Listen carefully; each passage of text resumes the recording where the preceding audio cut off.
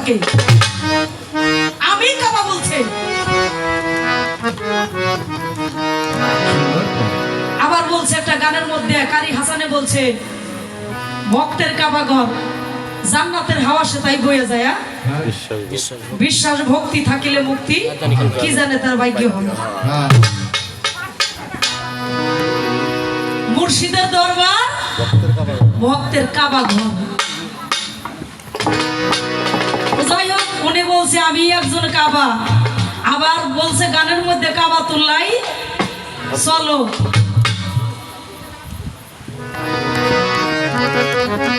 জুম্মার দিনে একবারই হজ। হজ হইল কি? জুম্মার দিনে একবারই হজ।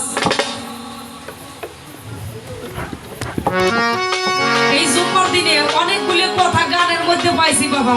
গানটা যদি আপনি পরিষ্কার ভাবে এমনি গাইয়ে যান, আমি না কিছু বুঝবই না নাকি। আমি তো একটা আম ভক্ত, আমি তো ওইরকম একটা ভক্ত হইনি যে আমি সবকিছু জাইনে বসে আছি। আমাকে বুঝাই দিতে হবে। ভক্তি বলছেন আপনি, ভক্তির কথা বলছেন, কি বলছেন ভক্তির কথা? কি কথাটা যেন বলছি আমি লিখি নেই। হ্যাঁ, না না না, নজরানা দেয়নি, এটা বলছে। এটা বলছে তো আমার বান্ধবীটা বলছে যে নজরানার কথা। তবে আমি একটা ভক্তি করছি। যখনই আমি ভক্তিটা করছি তখনই আমি মনে করেছি আমার বড়িয়াবর সাদিসানকে আমি যেই স্থানে রাখছি, আমি আমার দরদি, আজ আমি লিটন সরকার, আজ আমার সাদিসানি আমার মধ্যে আছে, আমার সামনে আছে। আমি এই মনে করে তাকে একটা ভক্তি করেছিলাম। যাই হোক, তাকে আমি নজরানা আগে দিই। হ্যাঁ, না না না, আমার সাধ্য মতো, ঠিক না? আমার সাধ্য যা খুলে আমি তাই তো দিব। হ্যাঁ, এখনকার পিসাব আছে বাবা,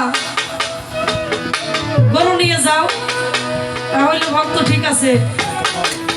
হ্যাঁ, আর যদি খালি 50 টাকার নোটটা খালি বাইর করে দেখাও, তাহলে তুমি কে? তোমার কিছু নেই নে, যাও।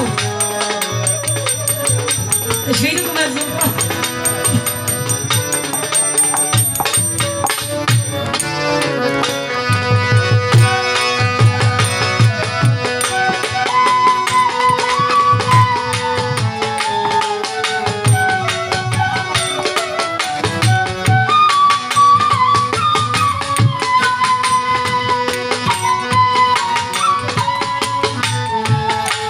আমার দয়ালে তাও এই যে নজরানার হাকিকতটা, এইটা আপনারা জানেন, এটা আমি জানি।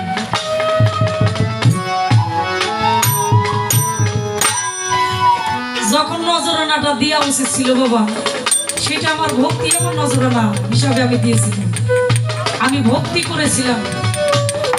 কিন্তু যাই হোক, মঞ্চে উঠে দাঁড়িয়ে বলছে নজরানা, তাকে আমার সাধ্য মতো চেষ্টা করছি।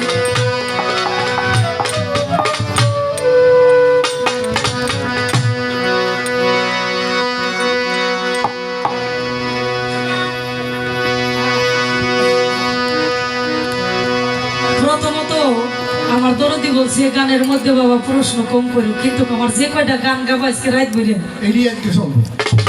প্রত্যেকটা গানের মধ্যেই প্রতিটা কথাই কথাই আমার প্রশ্ন। এখন আমি কি করবো?